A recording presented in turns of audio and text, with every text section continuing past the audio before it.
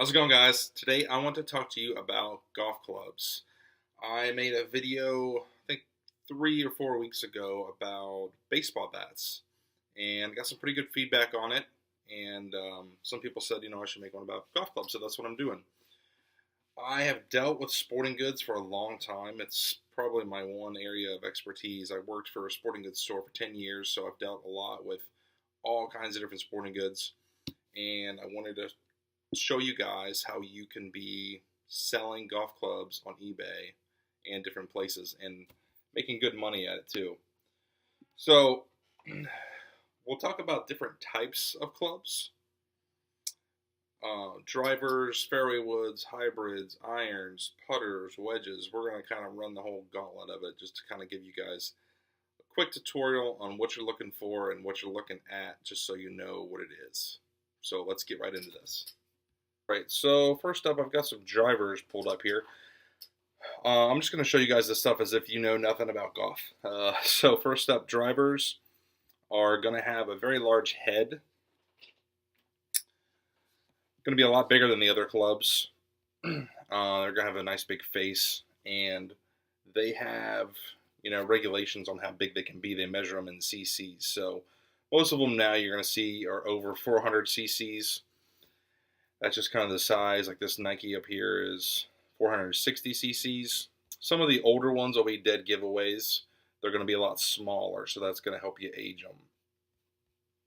Now, drivers are the only golf club, well, drivers and fairway woods, those are the only golf clubs that can really crack and dent, okay? So whenever you see a driver, you always want to check it for cracks and dents, similar to baseball bats. Here are some dented drivers. A lot of times they are going to be dented right in here or right at the toe. So you want to check both sides. And when they crack, they generally crack on the face. Now this is a pretty obvious one, but sometimes they're not so obvious as that. But always check them for dents and cracks just to make sure. Irons will not crack or dent.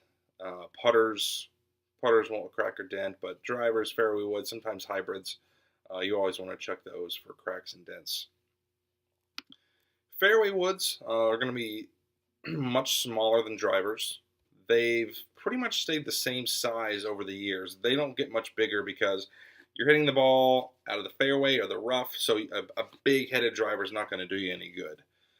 The technology's changed, but the size hasn't changed a whole lot. They just came out with hybrid clubs maybe about 10 to 15 years ago, and what they are is a combination of an iron and a fairway wood. So the size is directly between them too.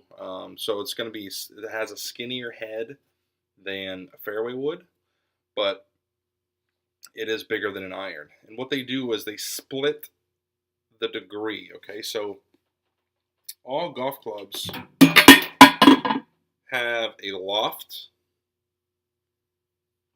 and that basically determines how high in the air the ball is going to go. So, for instance, a fairway wood, this is a 3 wood, so it has a 15-degree loft. That 15 degrees, what that's talking about is right there. Basically what kind of degree it has. So you can tell this is a fairway wood, the ball is going to go a lot further. This is a lob wedge. The ball is not going to go as far because it's getting up underneath it and it's going to hit it higher in the air. So the hybrid lofts basically split the difference between the fairway loft and the iron loft. So if a 3 iron, let's say for example, is 21 degrees, okay, and the 3 wood is 15 degrees, the hybrid is typically going to be right in the middle of that at 18 degrees. So that'll kind of give you guys an idea. So every time you see those numbers on clubs, 15, 18, 21, all that, that is the loft. You'll see it on drivers, fairway woods, hybrids, and wedges. Sometimes you'll see it on irons, but it's pretty rare that they actually post it on the club itself. Now irons, this is primarily what you'll probably see the most of. I see a lot of irons out and about. You've got, most sets are going to come 3-iron through pitching wedge. So what that means is you'll go 3-iron, 4, 5, 6, 7, 8, 9, and a pitching wedge. Now the irons are marked at the end what they are. So for example, this is a 4-iron. And the pitching wedge will typically be marked P or PW, something like that. Sometimes you'll get a set that comes with a sand wedge, and it'll say S or SW, but for the most part, it comes 3 through pitching wedge. So if you're out buying irons, just make sure it has the set. So 3, 4, 5, 6, 7, 8, 9 pitching wedge. A lot of times they'll be missing one, and they maybe replaced it with something that's not the same brand, and that makes it a lot harder to sell if it's not the complete set and not everything is matching. So another thing you want to check on irons is sometimes the heads are loose. Okay, sometimes the head can come off and somebody can epoxy it or glue it, or maybe they just didn't do it at all. So a good thing to check is to put your left hand on the grip and your right hand on the head. Give it a twist. Okay, doesn't have to be a really hard twist, just kind of a twist. And if it's loose, it's going to come right off. Otherwise, you're pretty much good to go. You don't want to sell a set of irons and then somebody goes out and hits it and the head, flies off of the shaft. They're not going to be too happy about that. That's a good way to check that, is just to give it a twist. You also want to make sure that the lengths match up. So what you want to do is lay them all out on a table. Okay, this picture up here in the left corner is kind of a good idea. Give you a good idea of what to do. You want to lay them all out on a table, and so that the faces are at the end of the table and the clubs will kind of go up in length. At least they should. So one is going to be a little bit longer than the next. The 3-iron will be longer than the 4-iron. The 4-iron will be longer than the 5-iron. That will help you determine that everything's right, nothing's been modified or cut down or changed. It'll also show you if any of the clubs are bent. So if you're laying them flat on a table and all the clubs look straight and one of them is kind of bowed up like that, you'll know one of your shafts are bent. So it's a good thing to do, to just check and make sure everything's good to go. With irons too, there are different styles. So there are blade irons. These are kind of like a pro style iron. Basically, you've got to be a pretty good golfer to hit these types of irons. They don't have a lot of forgiveness, but if you hit them true, you're going to hit a really good shot. This is what most of the pros hit. They call them blade irons. They have a smaller face, and they don't have what they call a cavity. Okay, so the cavity irons are like this one right here and this one over here. They've got like an indentation in them. So the blades are going to be flat and smooth. The cavities are going to have an indentation. The cavity clubs are more forgiving. And that's most of what you'll see are clubs of those cavities. So let's go into putters. There are tons of different putter styles. The most common putter is going to be what they call like a blade putter, or kind of like a small mallet putter. That's kind of like these up here. These are just your basic blade putters, and then once you get into these big monsters like this one over here, that's kind of what they call a mallet putter. All kinds of different types and styles. They even make something called a belly putter. It has a really long extra long shaft, and it kind of, you put it around your belly button and kind of use 2 hands to swing it like that. It's a little goofy.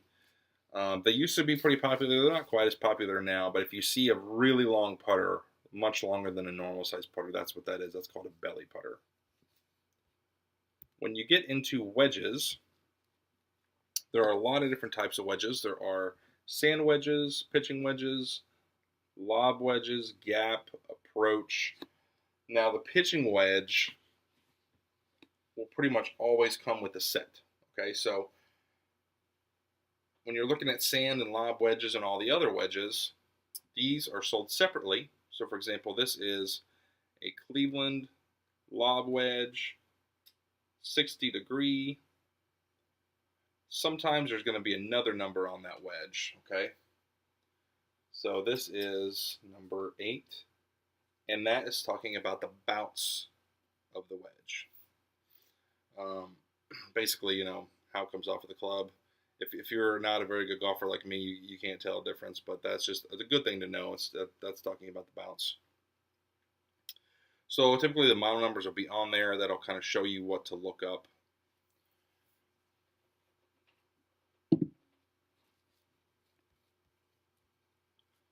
Let's talk about golf shafts for a little bit. The majority of the clubs you'll see will have steel shafts like this. It's going to be like a shiny chrome, very easy to spot. And then some other clubs will have graphite shafts. Typically they'll be black or some other color, but they won't be a chrome like that. The graphite shafts are typically in the hybrids, drivers, and fairway woods. You will see them in irons, just not as common. And the reason there are graphite shafts versus steel shafts are graphite shafts are going to give you a little bit extra oomph. They have some whip to them so that they're going to hit the ball a little bit farther. But golfers have to be careful with it because if you swing very fast, then a graphite shaft may not be very good for you. So basically, this little comparison talks about how slow swingers are going to want a more flexible or less stiff graphite shaft. Okay, so a ladies flex graphite shaft, it's going to have a lot of whip to it. So if you're swinging slow, it's going to give you that extra oomph. Okay, faster swingers want an extra stiff graphite shaft. So that club can keep up with you as fast as you swing, and there's not going to be a lot of give to it. That's why really fast swingers typically either use a steel shaft or an extra stiff graphite shaft. When it comes to grips, grips will not be a deal breaker for you. If you find a set of clubs that has really, really rough, bad grips, it's not always worth re-gripping them, okay? Because you'll typically pay $3 to $4 a grip on the cheap end. Then you have to cut all the other ones off and put double-sided tape and all that, and it's a big hassle. Minimum, you're talking probably $50 for a set of irons just to put grips on them. And more often than not, a golfer is very particular about what grips he wants, so you just sell them as they are and say, you know, you can pick what grip you want, but I definitely would not pass on any kind of good club just because the grips are bad. Let's talk about some of the brands that you want to look for in golf clubs. Okay, a few of the brands you're going to want to look out for will be TITLEIST, Taylormade, Ping, COBRA, Callaway, MIZUNO, and Nike. Nike actually doesn't make golf clubs anymore, but some of their clubs still sell okay. Some of the brands that have a lot better resale value will be Ping and Taylormade. MIZUNO is pretty good too. Those are some brands to keep an eye out for. The best way to learn brands is, you know, if you come across one, look it up, and you'll know from then on that it's just one you don't want to worry about. Really bother with buying in the future. There's some other ones like Ben Hogan is a good brand with some of the older clubs. But just, you know, good rule of thumb is look them up when you find them. Remember that 99% of the golf clubs you find in the wild at garage sales and thrift stores just aren't going to be worth much at all. So it might take a little bit of time to learn what you're looking for and kind of sort through the riffraff, but the more you do it, the better you'll get to where you won't have to waste much time at all really looking at them. I want to give you guys a BOLO on golf clubs really quick, so let's pull up this screen one more time. Okay, so Something to definitely keep an eye out for are Scotty Cameron putters. Titleist makes these, and they are very highly sought after. A used one can sell anywhere between $100 and $1,000, depending on what you've got. And if you have the head cover to go with it, it's going to add a lot of value. My dad actually found one of these in a bag that he paid $1 for the whole bag for. I couldn't believe it. But yeah, Scotty Cameron is definitely a great one to keep an eye out for. If you can get it, $40 or less, I'd say always buy it. You're going to do good with that for sure.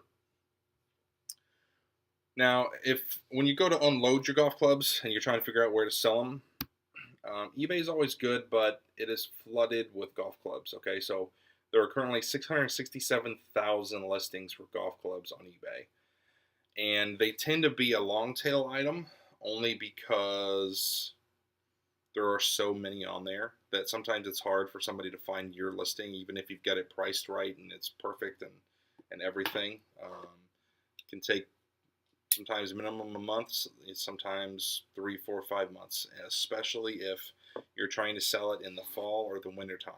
Okay, so if you're selling it out of season, then you've got a small market of who you're selling it to. You're selling it to people out west for the most part, or maybe overseas. But spring and summer are definitely the best time to sell golf clubs if you've got them. So if you've got a nice driver or a nice set of irons or something, sometimes it just pays to wait till spring. Store it until like March, April, and put it on then. Now, if you've got a local sporting goods store, sometimes that's the best way to unload it. A lot of sporting goods stores will pay a premium for name brand nice golf clubs because they're not getting that many of them in. So they might pay a higher percentage for those as they would for like baseball cleats or something like that. So check with your local sporting goods store, see if they buy golf clubs, what specifically they look for, and you might be able to do some quick flips like that. You always want to search your model when you find the golf club, okay? So basically, search the brand, search the model, so Orlamar Tri-Metal, and it'll give you a good idea of what it might be worth. One last thing here. If you come across antique golf clubs, if they have a wood shaft, they might be worth a little bit of money. Not always. They're kind of all over the board, to be perfectly honest with you. So definitely check the model on the actual iron if you can find it. Some of them can be worth money, some of them can't. They're just all over the place. But if you find some wood shaft ones and they're cheap, I'd say pick them up and give them a shot. If nothing else, somebody might buy them just to look cool on the wall. They make for pretty good decoration. Another thing you will need to know is how to measure a golf club. Okay, if you're selling a golf club, you will always want to put the measurement in the description and the title, somewhere like that. And the way you do it is you have the club touching the ground like this, get a measuring tape, and you measure from the ground to the top of the grip. Okay? So don't lay it on a table or nothing like that. Let it hit the ground and put your measuring tape down and measure it all the way up to the grip. That is it, guys. I hope this was helpful. If you've got any more questions about golf clubs, leave them in the comment section or send me a message. If you enjoy this video, please like and subscribe, and I will see you next time.